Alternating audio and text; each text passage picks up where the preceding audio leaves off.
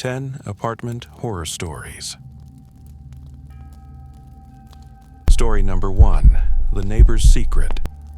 Samantha had never been one to believe in superstitions or spooky tales, but her new apartment was different.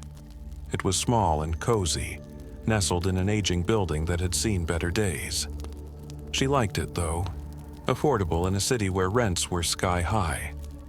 The landlord was a gruff old man, barely present, leaving Samantha to fend for herself. She didn't mind. After all, she was used to being alone. But there was something about the apartment next door. For days after she moved in, strange noises seeped through the thin walls. At first, it was just a faint scratching sound, like claws skittering across wood. Samantha thought it was probably the plumbing, or maybe rats. But as the days wore on, the noises became harder to ignore. They grew louder, sharper, like something was desperately trying to escape from the walls themselves. Then came the screaming. It wasn't loud at first, just faint, muffled cries that seemed to vibrate the air around her. But each night the screams came earlier, louder, more frantic. They sent a chill crawling up Samantha's spine. She would lie in bed, staring at the ceiling, listening to the torment just on the other side of her wall. Each time her heart would race, her stomach twisting into tight knots. Who was suffering over there? Was someone in danger? Curiosity gnawed at her. It wasn't like she could just ignore it forever, right? Samantha needed to know what was happening. The next evening, she couldn't take it anymore. She grabbed her keys, stepped into the dimly lit hallway, and knocked on the door of apartment 3B. There was no answer. She knocked again, a little louder this time. Still nothing. Maybe they were out, she thought. She was about to turn away when the door creaked open, revealing a tall, gaunt man who looked to be in his late 40s. His hair was long and unkempt, his eyes dark, as though he hadn't slept in weeks. His gaze swept over her for a moment, then flicked to the floor, avoiding eye contact. "Can I help you?" he asked, his voice raspy, like he hadn't spoken in a while. Samantha opened her mouth to speak, but the words caught in her throat. She couldn't ask him outright. I just wanted to check in," she finally said, her voice trembling slightly. "I've been hearing strange noises, scratching sounds, and some other things from your apartment. Is everything okay?" The man's expression hardened, his eyes narrowing. For a moment, Samantha thought he might slam the door in her face. But then, as if deciding against it, he stepped back, gesturing for her to come inside. "Come in," he said flatly. "I'll show you." Samantha hesitated but stepped into the apartment, her heart thudding in her chest. The place smelled musty, like it hadn't been aired out in years. The walls were bare, the furniture sparse. It looked as though someone had abandoned the apartment long ago, but the man was standing there, alive, breathing. Before she could speak, he walked toward the back of the apartment, toward a door that led to the basement. As he reached for the handle, Samantha caught a glimpse of something strange, a faint trail of red on the floor. It wasn't enough to make her scream, but it was enough to make her stomach lurch. The man's back was to her now as he opened the door, leading her into the dark, concrete staircase that descended into the basement. A cold gust of air hit her face as they made their way down. The sounds, the scratching, the muffled screams. It was all coming from here. Samantha's breath quickened as she followed him down, but something made her stop halfway down the stairs. A noise, a low, guttural growl, emanated from the darkness below. It was animalistic, inhuman. "Who's down there?" Samantha asked, her voice barely above a whisper. The man didn't answer. Instead, he reached for the light switch at the bottom of the stairs, flicking it on. The light buzzed overhead, revealing a small, cluttered room. In the corner, a large, rusty cage stood, its bars bent and warped. Inside, something was moving. Samantha's breath caught in her throat as she stepped closer, her eyes adjusting to the dim light. She saw a figure huddled in the corner of the cage. It was a woman, pale, gaunt, with hollow eyes that stared at Samantha with a pleading, desperate look. The woman's mouth opened, but no words came out, only the sound of a muffled scream. The man turned to her, a sadistic grin spreading across his face. "This," he said, his voice chilling, "is my secret. I keep her here. She's not quite human anymore." Samantha froze, her heart racing. She didn't know what to say. She had to get out of there. But before she could move, the man stepped forward, blocking the exit. "You see," he continued, "I found her years ago. She was a victim. But I couldn't resist. The need to keep her, to feed her, to watch her change." His eyes gleamed. "She's been in here, getting worse, for years. And now she's just a part of me." Samantha could feel her pulse pounding in her throat.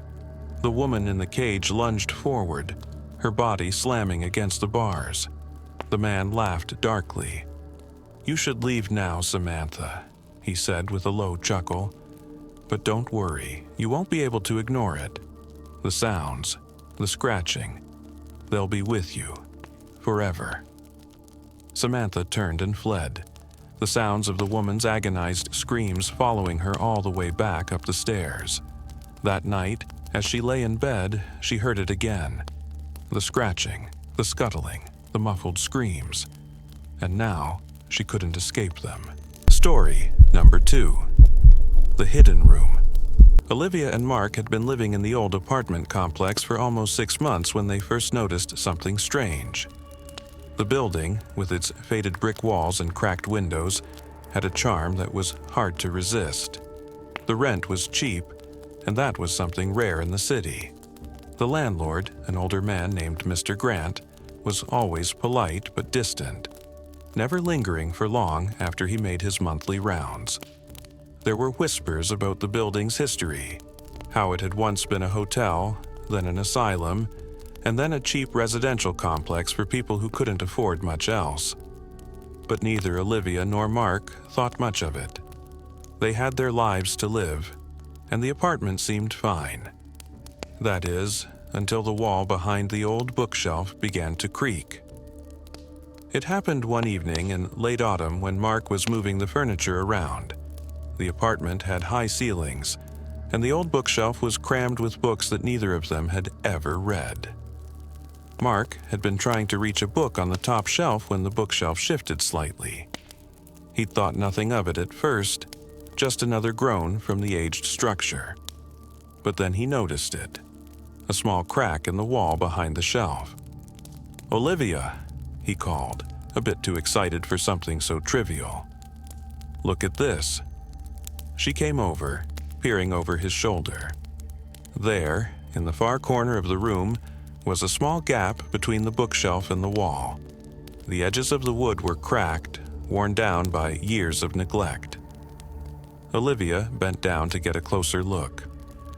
"It's a door," she said, her voice soft with surprise. "I don't think it's supposed to be there." Mark pushed the shelf away from the wall with some effort. He was curious now, his fingers running along the edges of the gap, finding an almost imperceptible seam. With a grunt, he managed to slide the bookshelf completely to the side. Behind it, there was a faint outline of a hidden door, its paint chipped and cracked with age. Why would they hide this? Mark wondered aloud. "I don't know," Olivia replied, her tone uncertain. "Maybe we should call Mr. Grant?" Mark hesitated, but the curiosity gnawing at him was too much to resist. "No, I think we should check it out first. If it's nothing, we'll just put the shelf back. No harm done." Against her better judgment, Olivia agreed. Mark carefully pressed his hand against the door, and, after a few creaks, it opened with a groan. Inside was a room that had clearly been sealed off for a long time. The air was thick with dust, and the faint smell of mildew clung to the walls. The space was small, barely big enough to walk around in, but it was cluttered with old, forgotten things. Old furniture that looked like it had been abandoned decades ago. A tarnished mirror hung crookedly on one wall, its frame covered in layers of dust. A large chest sat in the corner, its wood scratched and worn. But what struck them both the most was the strange collection of objects scattered throughout the room. Toys, knickknacks, books, seemingly innocent items. Mark stepped further into the room, his eyes scanning the objects. "This is strange," he said, his voice low. "Who would leave all this stuff here?" Olivia picked up an old porcelain doll from the shelf. Its face was cracked, and its glassy eyes seemed to stare at her with an unsettling intensity. She set it back down quickly, as if it had burned her skin. "I don't like this, Mark. Something doesn't feel right." Mark didn't listen. He was already opening the chest in the corner. The lid creaked open, and inside he found what looked like old letters, some yellowed photographs, and a strange, jagged knife wrapped in a cloth. He pulled the knife out, feeling the weight of it in his hand. It looked ancient, too old to have any real use. "That's disturbing," Olivia said, her voice trembling. "Put that down, Mark." Mark set the knife back in the chest, but couldn't help but feel drawn to the rest of the contents. He shuffled through the old photographs, picking up a few, his eyes scanning the faded images. There were pictures of families, happy moments captured in black and white, but one photograph stood out to him. It was a group of people, their faces blurred and distorted, as if they had been intentionally erased. At the center, though, was a figure that seemed oddly familiar. Mr. Grant, the landlord. "Olivia, look at this," he said, his voice tight with unease. "This is Mr. Grant, but look at the other people. Why does everyone look so wrong?" She stepped over, looking at the photo. Her face went pale. "That's him. But who are these people? Why are they disfigured?" Mark's hands shook as he set the photo down. He felt a strange coldness creeping up his spine. "I don't like this. I don't like any of this." Olivia looked around the room, her eyes lingering on the objects. The porcelain doll, the old books, the tarnished mirror. It all seemed to pulse with an unsettling energy. She reached out to touch the mirror, her fingers grazing the glass. The instant she did, a low whisper filled the room, just barely audible. It was a voice, familiar but distant, like an echo from another time. "Leave. Leave now." Olivia jerked her hand back, her heart pounding. "Mark, we need to get out of here now." But Mark wasn't listening. His eyes were fixed on the chest, his hands trembling as he reached for the jagged knife again. He pulled it out slowly, his breath shallow. "Mark, don't!" Olivia cried, her voice sharp with panic. He looked at her, his eyes wide, but there was something different about them now, something dark. "I think we need to keep it. Keep everything. It's the only way." Olivia backed away slowly, her heart racing. She knew something was wrong, but she didn't understand what was happening. The room seemed to close in on them, the air thick and suffocating. The whispers grew louder. "Leave," they seemed to chant. "You shouldn't be here." The room, the apartment, the entire building. It all felt alive, as if it were watching them, waiting for them to make their move. Mark's grip on the knife tightened, and for the first time, Olivia felt a deep, instinctive fear that she couldn't explain. With all her strength, she turned and ran from the room, slamming the door behind her. Mark didn't follow. The whispering stopped, but the room felt like it was calling him back. As Olivia ran out of the apartment and into the hallway, she heard a single sound behind her. something heavy scraping against the floor, something dragging, slowly. The landlord's face, once familiar, was now a mask of madness. His true nature had been hidden for so long. But now, it was all becoming clear. The building, the room, it was part of him. And the things inside it, the relics of the past, were never meant to be disturbed. Olivia knew they had made a terrible mistake. And Mark? He wasn't coming back. Not ever. Story number 3. The Tenants. When Ethan first moved into the building, he thought nothing of it. It was an old place, sure, but the rent was cheap and he didn't have many options. The landlord, a thin, pale man named Mr. Graves, didn't give much of a welcome speech. He just handed Ethan the keys and murmured something about quiet neighbors. There was no tour, no real introduction to the building, but it didn't matter to Ethan. He was just glad to have a place of his own after a long stretch of couch surfing and unstable living situations. The apartment was on the 3rd floor of a building that looked like it had been built in the 1920s. The floors creaked under his weight, and the wallpaper was peeling in places. The air always felt heavy, thick, like something was pressing down on him. But again, Ethan didn't care. He was used to the rougher side of life. He just wanted to get settled. It didn't take long for him to notice something strange. The neighbors, every single one of them, seemed to watch him. At first, it was just a glance over their shoulders when he walked by, or a sudden hush when he entered the hallway.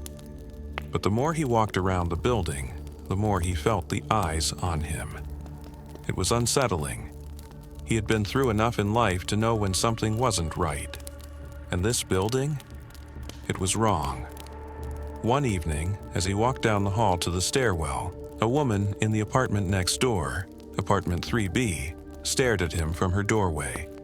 Her hair was gray, her clothes old-fashioned, but her eyes were wide, empty, like they were looking through him. She didn't speak. She just watched, unblinking. Ethan tried to smile, but it felt forced. He nodded, but she didn't return the gesture. As he passed, he swore he heard a low whisper, like a distant echo, or maybe something from behind a door. "He's the one," the whisper said, barely audible, but clear enough to send a shiver down his spine. That night, Ethan tried to shake it off, but the whispers didn't stop. They seemed to follow him wherever he went in the building. The sound of hushed voices coming from behind closed doors. Sometimes he'd hear soft footsteps in the hallway when he knew no one was there. It was as if the entire building was alive with a secret, and it was watching him. Then the dreams started. At first, it was just flashes. Strange images of people who looked like they belonged to a time long ago. Their faces were blurry, but their eyes were always the same, empty and cold. They moved in and out of his dreams, always just out of reach, but their presence lingered long after he woke. A week later, Ethan met his neighbor from apartment 3A. The man, an elderly gentleman named Mr. Delaney, had the same hollow eyes as the woman in 3B. Mr. Delaney was sitting on the stairwell, staring down at his hands as if he'd forgotten where he was. When Ethan introduced himself, the old man didn't respond at first. Instead, he tilted his head as though trying to place him, then muttered, "You're the new one, aren't you?" Ethan frowned. "What do you mean by new one?" The old man's eyes twitched as if something had disturbed him. "You haven't seen it yet, have you? The door you don't want to open, the one that leads to them." Ethan felt a chill at the back of his neck, but he didn't say anything. He wasn't about to get caught up in some old man's ramblings. "Don't stay too long," Mr. Delaney whispered, his voice growing softer. "They'll come for you too, just like they came for me." Before Ethan could ask him what he meant, Mr. Delaney stood up and shuffled into his apartment, leaving Ethan standing in the hallway with a growing sense of unease. The whispers became louder, more urgent, and one night Ethan was awakened by the sound of knocking at his door. He had just fallen asleep, exhausted from another long day of trying to ignore the strange occurrences in the building. But now, the knocking was sharp, persistent, and too deliberate to ignore. He dragged himself out of bed and peered through the peephole. No one. Just the empty hallway. Ethan opened the door, stepping into the hallway. It was eerily quiet. The floorboards creaked under his feet, and a cold draft seemed to seep from somewhere deep inside the building. He turned down the hall toward the stairwell, and that's when he saw it. The door to apartment 3B, his neighbor's apartment, was slightly ajar. A sliver of light filtered through the crack, casting a strange glow on the floor. The whispers he'd heard so many times before were louder now, rising from behind the door. "Come inside," they seemed to beckon, their voices growing more insistent, more desperate. Ethan's hand trembled as he reached for the door, then hesitated. He had to know what was behind it. He had to understand what was happening. With a deep breath, he pushed the door open.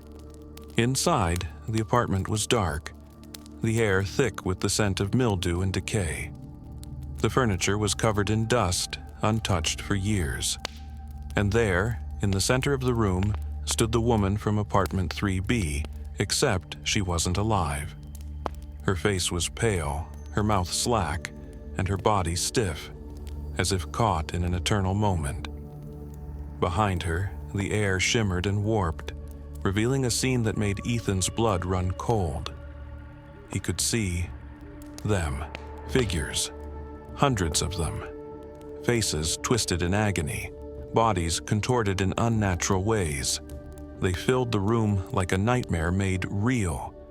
Some were halfway through the walls, others trapped in the floor. They were all the tenants who had lived in the building before him, their lives violently taken decades ago. And now they were all trapped, forever bound to the place where they had died. The woman turned her empty gaze toward him. "You're the one," she whispered, her voice a rasping breath. "You're the new tenant. You'll join us soon. You'll never leave." Ethan's heart slammed in his chest. He tried to move, but his feet wouldn't budge. He was frozen in place, unable to escape the eyes of the dead. They were all watching him, waiting. And then, as if the building itself had come alive, the door slammed shut behind him. Ethan screamed, but it was swallowed by the whispers. They were here. They were always here. And now, so was he. Story number 4. The Roaches. Julia had always been a practical woman, someone who didn't complain about the small stuff. So when she found the perfect apartment in a cheap, older building on the edge of the city, she didn't think twice. It was affordable, had decent space, and despite the peeling wallpaper and creaky floors, it felt like it could be home. It wasn't perfect, but it was hers. At first, the cockroaches were nothing more than a nuisance. She spotted a few here and there, crawling along the edges of the kitchen counters, skittering across the floor when she turned on the lights. She didn't think much of it. She'd lived in apartments before, and she knew the drill. Old buildings often came with a few bugs. It didn't mean much. She'd spray some poison, keep the place clean, and it would be fine. But as the days passed, the roaches began to multiply. At first, it was just a few more than usual. Julia would be sitting on the couch, and out of the corner of her eye, she'd see 1 or 2 scuttling across the floor. Then, there'd be 5 or 10, a swarm. It was unsettling, but she was used to the occasional roach, right? Just a few more than usual, nothing to get worked up about. Except the roaches didn't seem normal. They didn't scatter when the lights came on. Instead, they froze, motionless, as if they were waiting for something. Then, when she moved, they moved.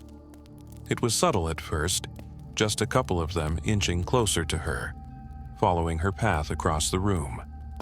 One night, as she stood in the kitchen making dinner, she noticed something strange. The roaches weren't just crawling around, they were following her. She turned, startled, as a small group of them began to move in the same direction she did. No matter where she went in the apartment, the roaches would always appear, seemingly emerging from cracks in the walls, the floor, the ceiling, and they would follow her, almost in unison. Julia tried to ignore it. She bought more spray, used more traps, cleaned the apartment from top to bottom. But it was pointless. The roaches kept coming back, more numerous than before, and they kept following her.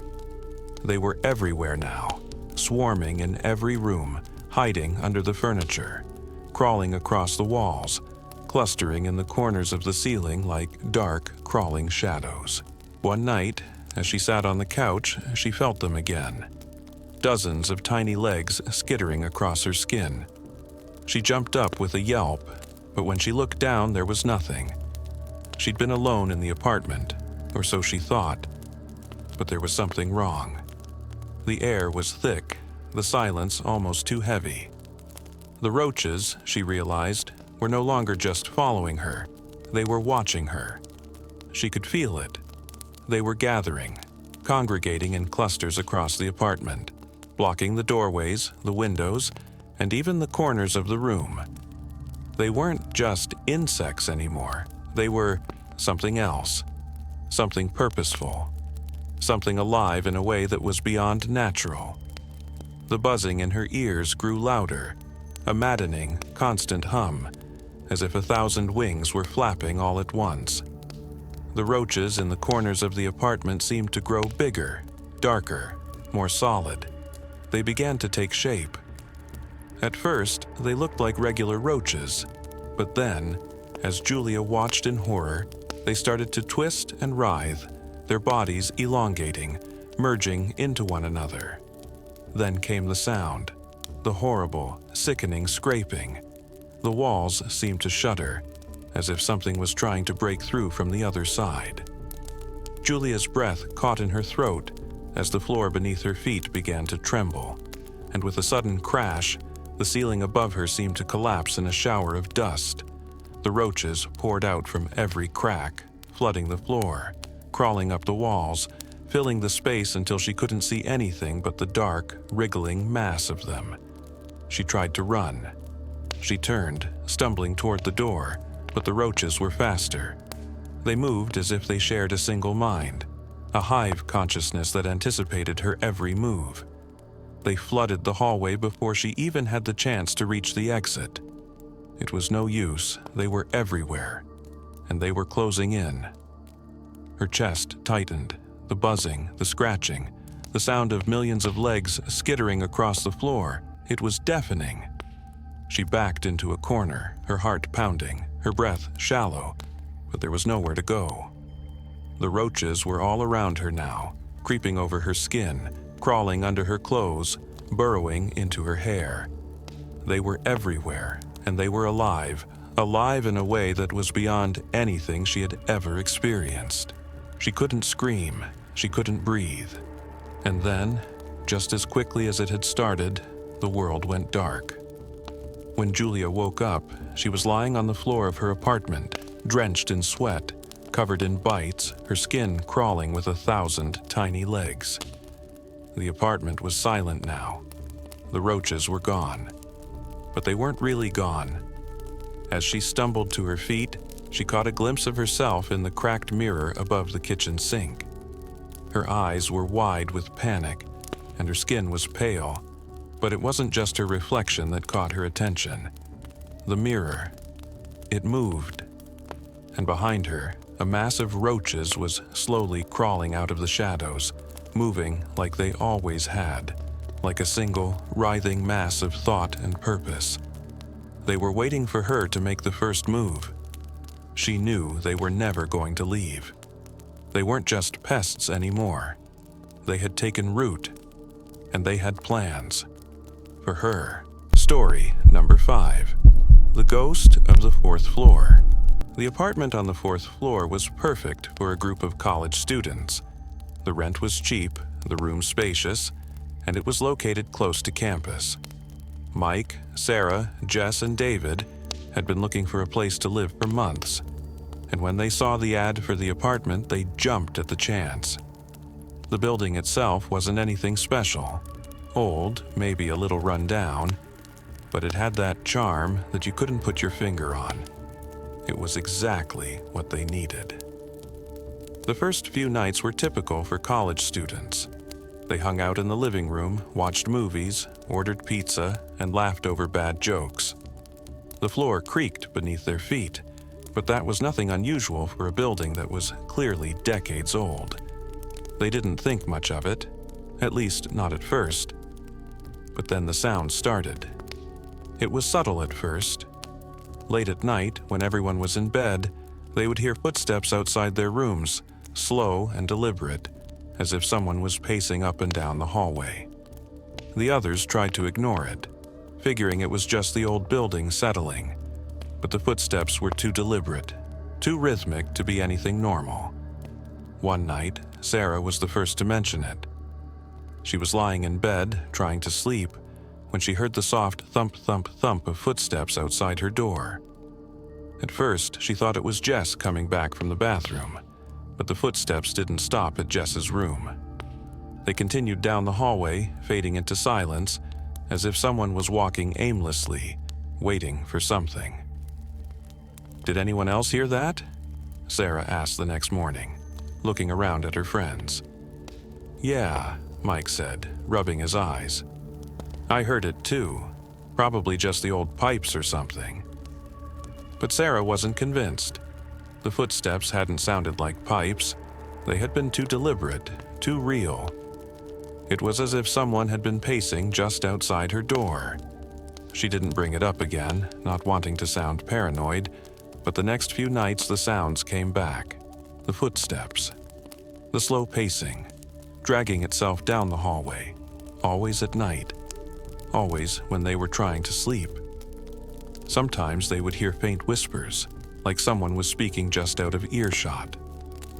At first, the others didn't think much of it. They'd lived in old buildings before, and weird noises were just part of the deal. But the longer they stayed in the apartment, the more the sounds felt wrong.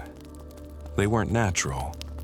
One night, Mike was the first to experience it firsthand. He was coming home late from a study session and was the last one to arrive back at the apartment.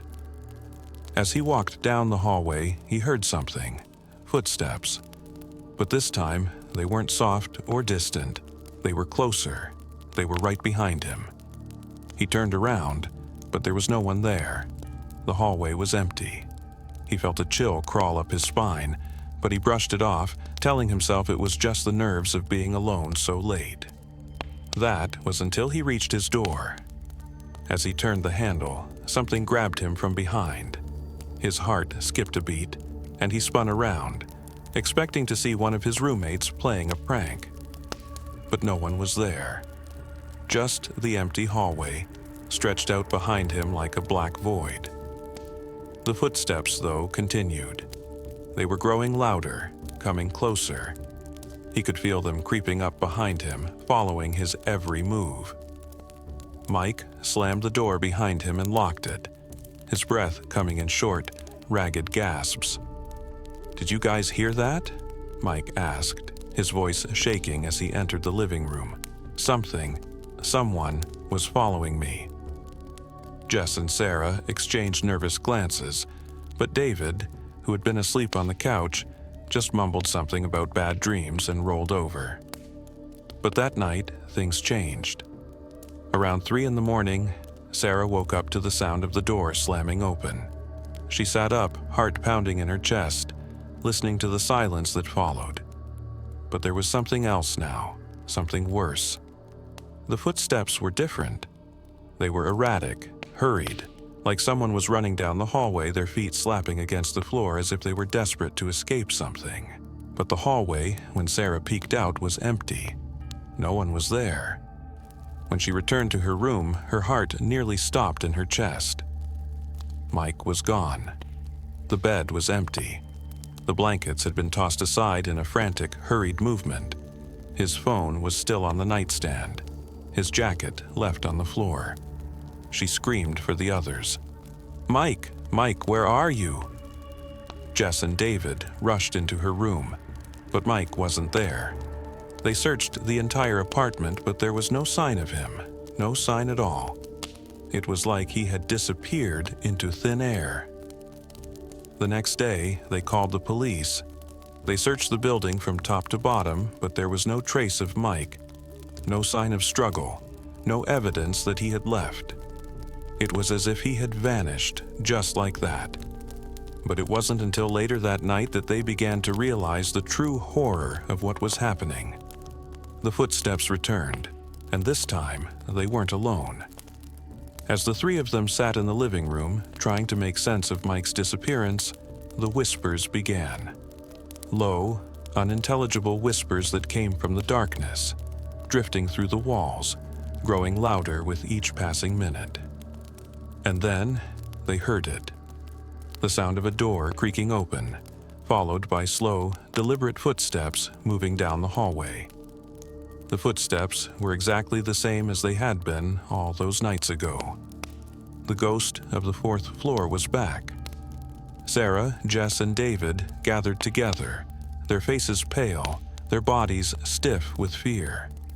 They had to leave, but the elevator was out of order, and the stairwell door was locked tight. It was like the building was holding them in, trapping them inside. As the footsteps grew louder, they realized with a sickening certainty the ghost was still here, and it was looking for more souls to drag into the afterlife. Mike wasn't the first, and he wouldn't be the last. The three of them huddled together, but there was no escape. The building was alive, and it had claimed its next victims. They were never going to leave. Not alive. Not now. Not with the ghost of the fourth floor watching, waiting for its next soul. Story number 6. The smell. Tom had spent months looking for the right apartment, something affordable, clean, and close to work. When he found the place on Birch Street, he thought his search was over.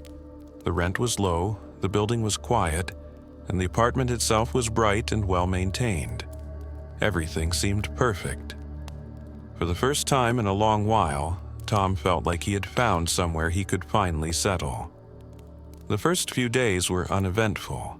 He unpacked his things, set up his furniture, and began to enjoy his new space. But then, a few days in, he noticed something strange. At first, it was subtle, a faint, musty odor that seemed to drift in and out of his apartment. He thought it was just the old building. Maybe there were some pipes that needed fixing, or perhaps it was the smell of dust from the years of disuse. He shrugged it off, but the smell didn't go away. In fact, it grew stronger. It started to feel like it was coming from everywhere. At night, when he lay in bed, the rancid odor seemed to seep in through the cracks in the walls, filling the air until it felt like he couldn't breathe. It was the smell of decay, sour, fetid, like rotting meat mixed with something else. Something worse. Tom covered his nose with his sleeve, trying to block it out, but it only intensified with time. The air itself seemed to thicken with it. One night, after he had just finished eating dinner, Tom decided to talk to the landlord. He couldn't stand it anymore. The smell was unbearable. Mr. Harris, the landlord, was a thin, pale man in his late 50s, with sharp features and a stiff, formal demeanor. When Tom mentioned the smell, Harris barely reacted. "Oh, that?" he said dismissively. "It's nothing to worry about. Just an old building. Happens sometimes." Tom didn't feel reassured. He had lived in old places before, and this was different. This wasn't just a musty smell. It was something far worse. But Harris refused to take it seriously. He said it was just the building settling, that Tom would get used to it in time. But he didn't. The smell got worse. It began to seep into everything: his clothes, his sheets, even his food. He couldn't escape it. And it wasn't just the odor that started to bother him. The more he breathed it in, the more he began to see things.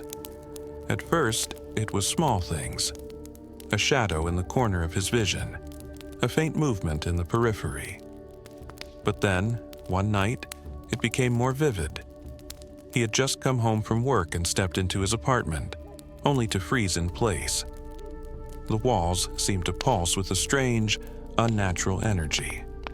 The smell was unbearable, like it was coming from inside his very skin.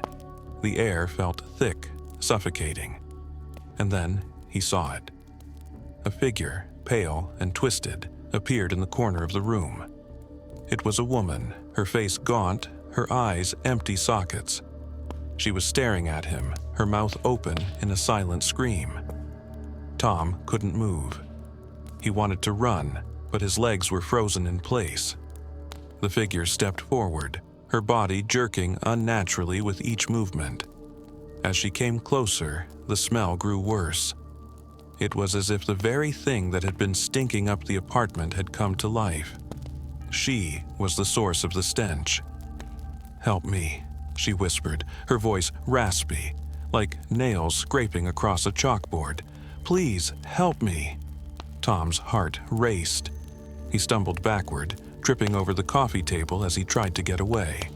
The figure reached for him, her bony fingers outstretched, but as he backed into the wall, she vanished, leaving nothing but the stench that was now suffocating him.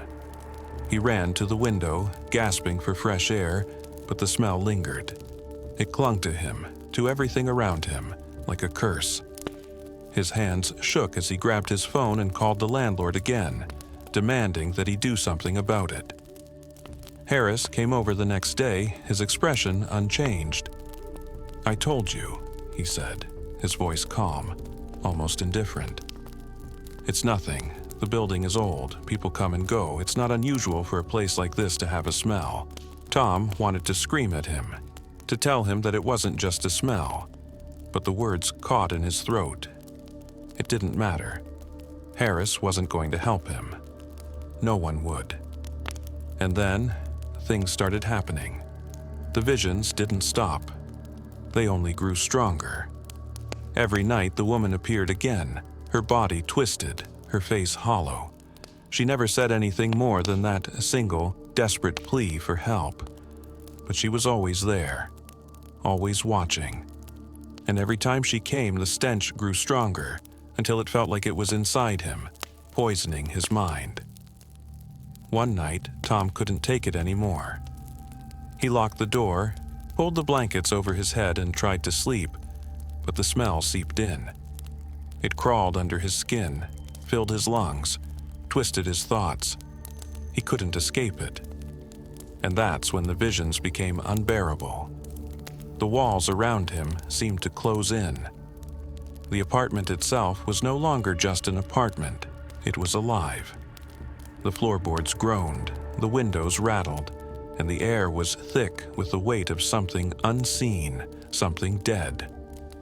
Tom stood up in a daze, his mind racing. He had to get out. He had to escape the apartment before it consumed him completely. He rushed to the door, but as he reached for the handle, he heard it. A sound from behind him, soft at first, then louder, growing more intense. A low, guttural noise, like something crawling, dragging itself across the floor. He turned around, and there she was.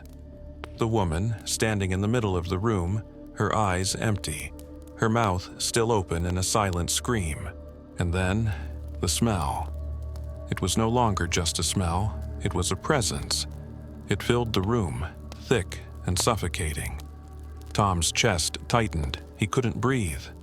The woman stepped forward, her fingers reaching for him, and in that moment, Tom realized the truth. The apartment wasn't just haunted, it was alive. And it wanted him. It wanted his soul. The last thing he saw before everything went black was her face, twisted in agony, her mouth opening wider, wider until it swallowed him whole. and as he disappeared into the darkness, the smell remained. It would never leave, because the apartment had claimed him, just as it had claimed her. Story number 7. The Phantom Tenants. James had always been the kind of person who enjoyed quiet, low-maintenance living. When he found the small apartment on Elm Street, it felt perfect. It was cheap, tucked away in an old building, and most importantly, it had a certain charm that made it feel like a home. The landlord, an older woman named Mrs. Creel, was kind enough, but a little distant. She gave him the keys and a few warnings about the quirks of the building. Nothing serious, just things about the plumbing and the odd creaks of old wood. At first, James didn't think much of it. The apartment was just like any other he'd lived in. A little worn, but livable. He unpacked his things, set up his furniture, and went on with his life. But then the letters started coming. The first one arrived a week after James moved in. It was an envelope, plain and unmarked, except for a single word scrawled across it in uneven, almost frantic handwriting. Help. James stared at it for a long time before opening it, unsure of what he was about to find. Inside was a folded sheet of paper, yellowed with age. The message was brief. You're not alone here. They're still here, watching. Don't go into the basement. Don't listen to them. James tossed the letter aside, thinking it was a prank or some mistake. Who would send something like that?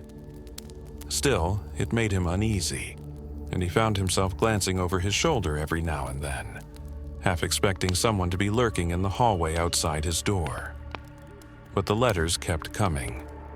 Every few days he would find one shoved under his door. Each letter was more detailed than the last, recounting horrifying experiences that seemed impossible, at least at first. The second letter was about a man named Peter, who had lived in the apartment before James. Peter described hearing strange noises at night, footsteps when no one was there, whispers in the walls that seemed to call his name. Peter wrote about feeling something watching him constantly, even when he was alone, the sensation growing worse as time went on. Eventually, Peter claimed the shadows in the hallways began to move on their own, creeping toward him like they were alive. They're waiting, the letter ended. They want you, just like they wanted me. Don't go into the basement. James was now more than just unsettled. He had never heard of anything like this, but the details in the letters felt too real, too specific. Whoever had written these had been in the building before him, and whatever they were describing, it wasn't just paranoia. It was something worse. The next night, James woke to the sound of something in the hallway, soft, muffled footsteps. He jumped out of bed and peeked through the peephole. No one was there. But the sound of footsteps continued, growing closer, like someone was walking back and forth just outside his door. His heart pounded. The air in the apartment felt thick, as if it was pressing in on him. His instincts told him to call Mrs. Creel, but something stopped him. Maybe it was the thought of her not answering, or maybe it was the fact that deep down he didn't want to hear her say that he was imagining things. He grabbed the letter he had just received that morning. The details were more unsettling than ever. Someone had lived in his apartment before, and they had been driven mad by whatever was happening in the building. The next day, he decided to investigate. He made his way down to the basement, the place the letters warned him to avoid. He had to know. The building had a strange smell, a musty scent that lingered in the air like old dust. The stairs to the basement creaked as he descended. The light down there flickered, barely illuminating the cluttered, neglected space. Old furniture was stacked in corners, and the air was thick with mildew. As he stepped further into the basement, the temperature dropped, and a sudden unease washed over him. Something wasn't right. It was then that he heard it, a faint, almost imperceptible whisper coming from the far corner. He turned, his breath catching in his throat. The whispers grew louder, as if more voices were joining in, each one indistinct but urgent. He reached for the light switch, but before he could flick it, he felt a cold hand brush his shoulder. His body froze. He spun around, but there was no one there. The air felt dense, like something was pressing down on him from all sides. He stepped back, his heart pounding, ready to turn and flee. But then he saw it. A figure in the shadows, moving slowly toward him. The figure was tall, its features hidden in the darkness. But James could feel its eyes on him, even though he couldn't see them. The whispers were clearer now, each voice calling his name, urging him to come closer, to step into the dark corner where the figure stood. In a panic, James turned and ran back up the stairs, slamming the door behind him. His mind raced, heart hammering in his chest. The letters, the whispers, the shadows. They weren't just stories. They were real. The tenants who had lived here before had been consumed by whatever haunted the building. And now, they were coming for him. Over the next few days, James's life turned into a waking nightmare. The whispers followed him everywhere, at work, in his apartment, even on the street outside. He would see shadows darting from room to room in the corner of his vision. At night, he would hear footsteps, pacing outside his door, stopping just long enough to make him wonder if anyone was ever truly alone in the building. He stopped sleeping, unable to escape the dread that had settled into his bones. One night, after returning from a grocery run, he found another letter waiting for him. This one was different. It was written in a frantic scrawl, the ink smeared, as if the writer had been in a hurry or terrified. "They're coming for you, the others, Peter, all of them. They never left. They became part of it. You will too. They want you to join them. Go to the basement and you'll understand. It's waiting for you. The shadows are alive. Don't listen to them. Don't let them take you." That was when he realized the truth. The tenants never left. They had become something else, something darker. They were part of the building now, their souls trapped in the walls, their minds twisted by whatever force haunted the place. James knew what he had to do. He had to leave before they came for him. But as he ran for the door, the whispers filled his ears, and the shadows stretched out from the corners, creeping toward him, blocking his escape. The last thing he saw before everything went dark were the figures of the previous tenants, their twisted, hollow eyes staring back at him from the walls. And then, he was gone, just like the others. The building would wait for the next tenant, and the next, until there was no one left. The shadows would always be there, hungry for more souls to take. Story number 8, The Cracked Mirror.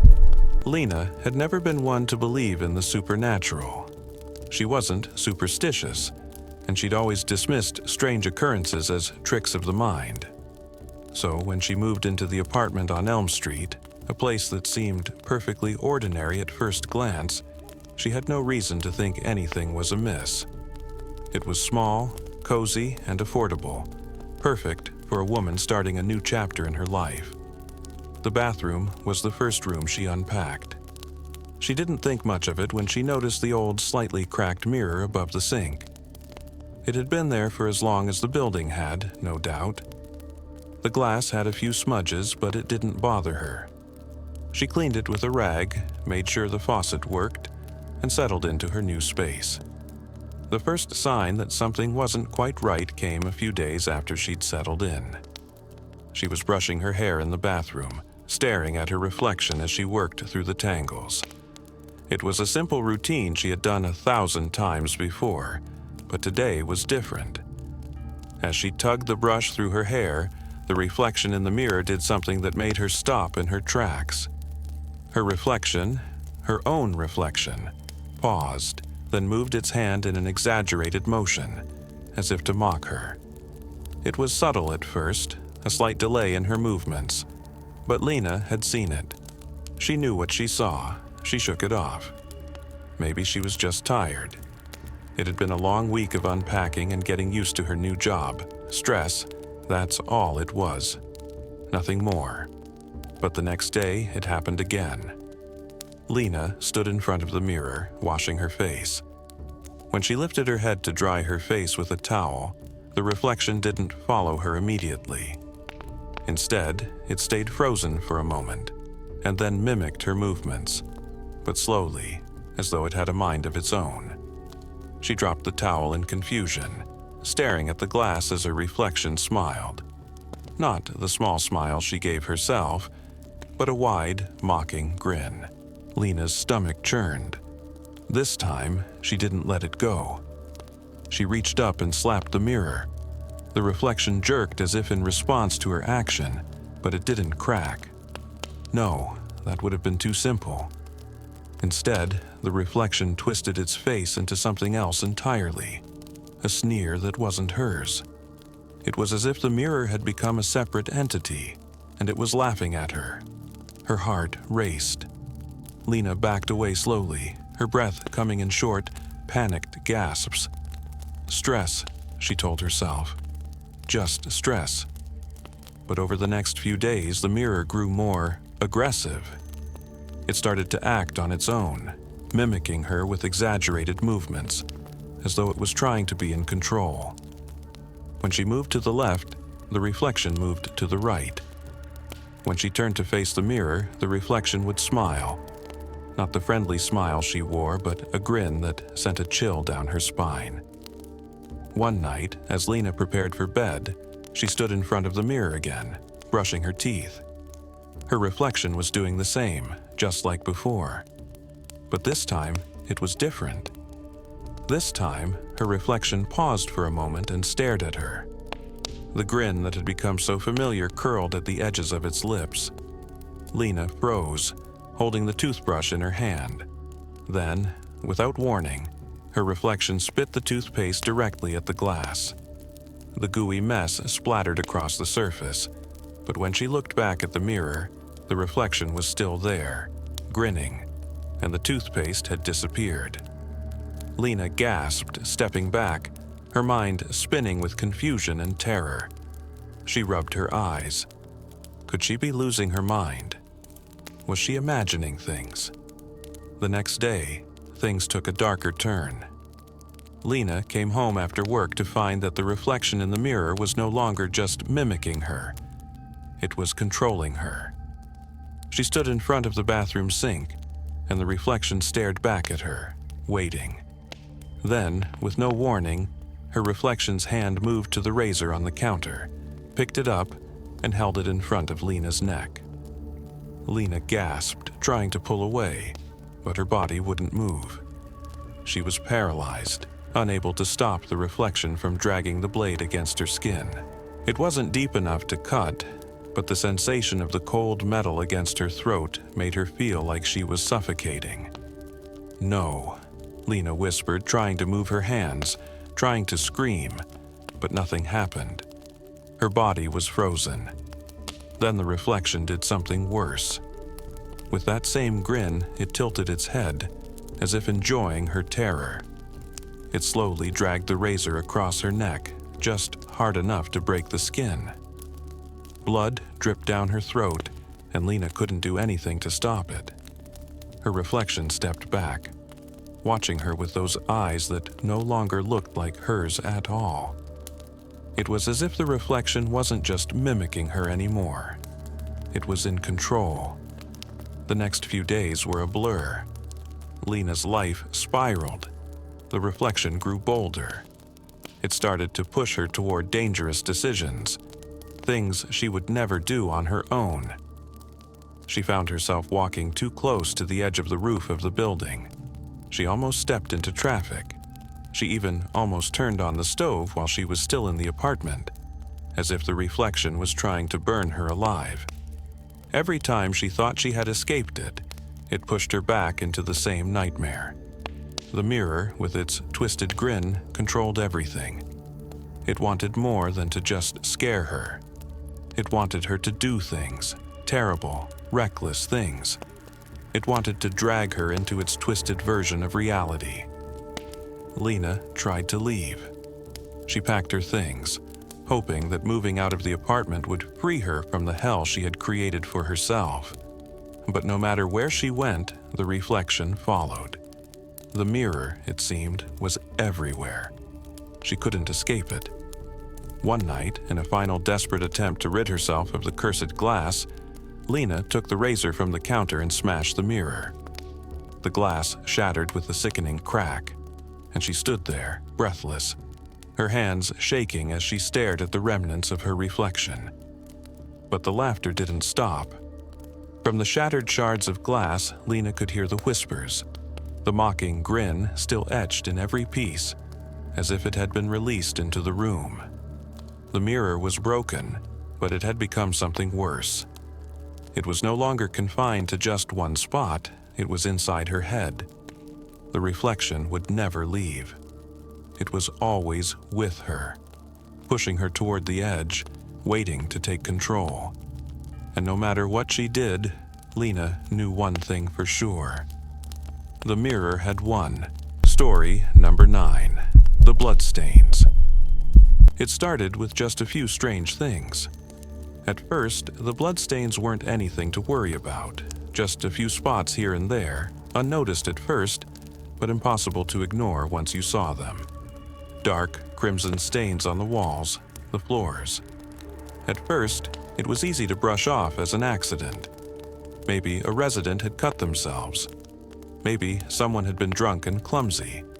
But then more stains appeared, in places that didn't make sense. One day, Lena found a trail of blood leading down the hall of the second floor, just outside her apartment door.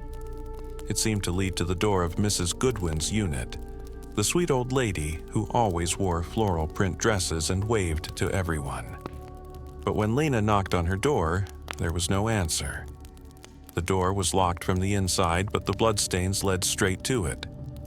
She'd found them on the stairwell as well, splattered, as if someone had been running, but they weren't washed away or cleaned.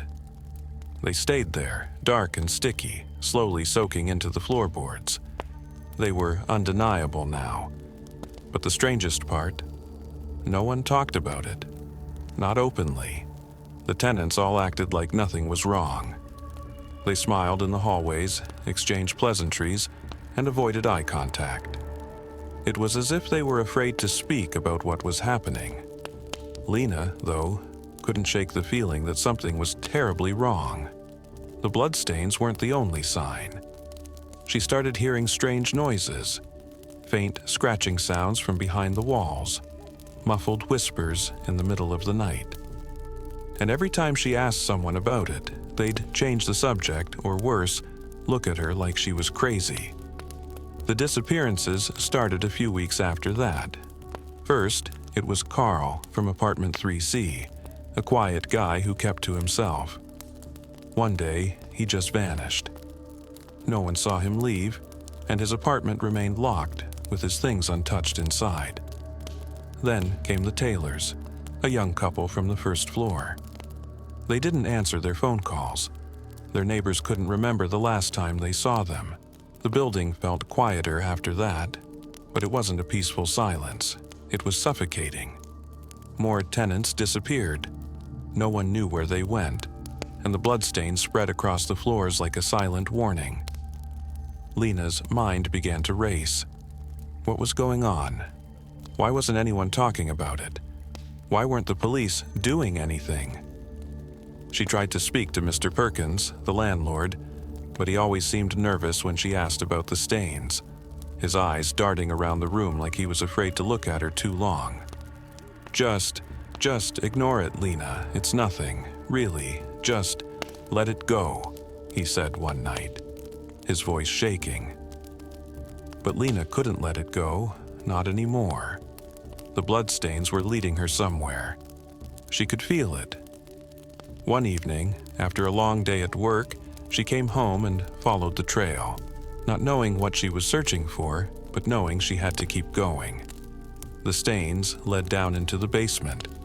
a place the tenants all avoided, a place they never talked about. The basement had a reputation: dark, damp, filled with old junk. No one had ever gone down there for years, not since the building was first built. Lena stood at the door to the basement, the hairs on the back of her neck standing up.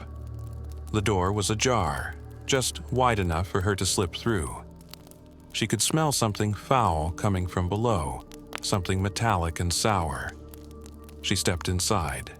The air was thick and cold, the light dim from a single flickering bulb overhead. She could see more bloodstains on the stairs leading down into the darkness, the steps slick and sticky beneath her shoes. As she moved deeper into the basement, her heart hammered in her chest. The walls felt like they were closing in on her. At the bottom of the stairs, the smell was overpowering. The blood was everywhere now, on the floor, the walls, even the ceiling. And in the far corner of the room, there were bodies. Lena gasped, her stomach twisting in horror. They weren't all human. Some of them were barely recognizable, twisted and contorted, their limbs bent in unnatural positions. The blood was pooled around them, still fresh, still glistening. And then, from the darkness, came a voice, a low, rasping whisper that sent a chill through Lena's spine. "You shouldn't have come." Lena turned to see a figure emerging from the shadows. It was a man, his clothes stained with blood, his face pale and hollow. His eyes were wide with fear, like he was begging for help, but there was something wrong about him. His movements were jerky, unnatural, as if he wasn't fully in control of his body. "It's too late," he whispered. "We were chosen. You're the next one." Lena's heart stopped. Before she could react, more figures stepped out from the darkness. Tenants she recognized. Carl, the Taylors, others she had seen in the building over the past few months. But now they were different. They weren't alive anymore. They were just shells of what they had been, their eyes blank, their bodies covered in blood. They moved toward her, slowly, with a strange, eerie grace. "They won't stop," the man said, his voice growing fainter. They never stop." Lena turned to run, but the door slammed shut behind her with a deafening bang. She couldn't escape. The bloodstains were everywhere now, guiding her toward the same fate as the others. As she looked back toward the figures in the darkness, she knew the truth. The tenants had never left. They had become part of the building, part of the bloodstains, and they were waiting for her to join them. She couldn't outrun them. She couldn't escape. And as the darkness closed in, Lena felt the cold, bloodied hands reach for her. It was already too late. Story number 10. The Last Apartment. Samantha and Greg had been looking for a place for weeks, but nothing felt quite right. Everything was either too expensive, too small, or just plain unwelcoming. When they saw the listing for the apartment at 324 Morrow Place, they didn't think twice. It was cheap, spacious, and, despite the slightly run-down exterior, it seemed perfect for starting their life together. The landlord, Mr. Holloway, was strange, quiet, with an odd, distant air about him. He handed them the keys without much of a word, barely glancing up as they signed the lease. He didn't even give them a tour. "Just go up to the third floor, apartment 3B, he said, his voice flat, and then he was gone. At first, it didn't seem unusual. The hallways were dark and narrow, with old carpet that had seen better days, but it was all part of the charm of an old building. They were used to the creaks and groans of old places. When they finally got upstairs, they were surprised to find the entire floor empty. Apartment 3A had a "For Rent" sign out front. 3B was locked, but there was no sign of anyone else. The hallway echoed as they walked toward their new apartment. "That's odd," Greg muttered. "I thought they said the building was full." Samantha nodded, but she didn't think much of it. After all, maybe it was just one of those quirky old places. It was cheap, and that's all that mattered. They moved in the next day. Everything seemed fine at first. The apartment had creaky floors and an old oven, but the views were nice and it felt like home. The neighborhood was quiet. No sounds of kids playing, no cars driving by, just a stillness that bordered on eerie. But then they started noticing something strange. Every time they walked the hallways, the floor above them would creak, like someone was walking up there. But when they looked, the floor was always empty. It was as if someone was just walking in the shadows, just out of view. A few days later, they decided to check out the rest of the building. They knocked on the doors to apartments 1A, 1B, 2A, 2B. No one answered. No one was home. It was as if the entire building had been abandoned, except for their apartment. "Weird," Greg said. "How is it that no one else is here?" "I don't know. Maybe the other apartments are just private?" Samantha suggested. But even she was starting to feel a sense of unease. It didn't make sense. Why was the rest of the building empty? Then they found the door. At the end of the hallway, just past their apartment, was a door labeled The Last. There was no other label, no indication of what it was. Just The Last. Greg tried the doorknob. It was locked. "Weird," he said again, more to himself this time. "I wonder who lives in there." Samantha shrugged. "Maybe it's just storage. It's probably a maintenance closet or something." But the strange feeling only grew as the days passed.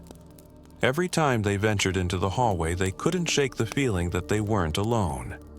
The echoes of footsteps, the creaks above them, the feeling of eyes on them when they were sure no one was around.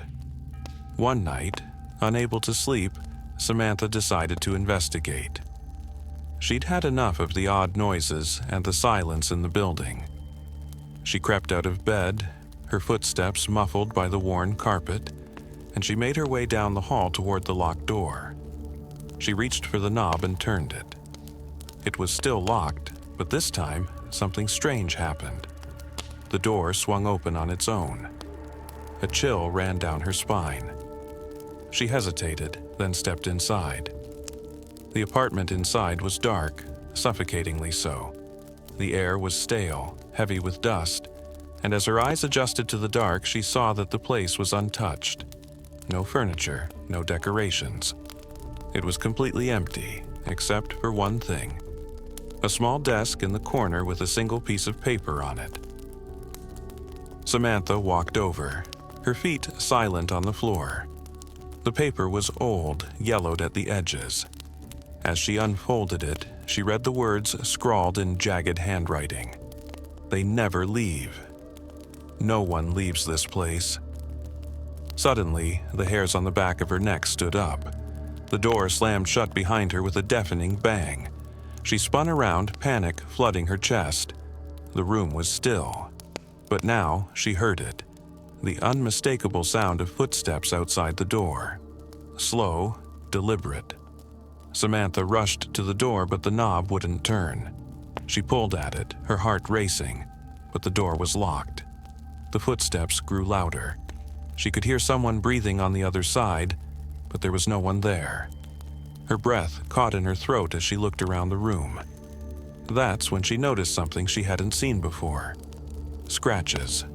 Long, deep gouges in the wooden floor, as if something, or someone, had been dragged across it. The footsteps stopped. There was a sudden rush of cold air, and before she could react, she felt a hand on her shoulder. A cold, clammy hand. "Get out," a voice whispered, low and guttural, "before it's too late."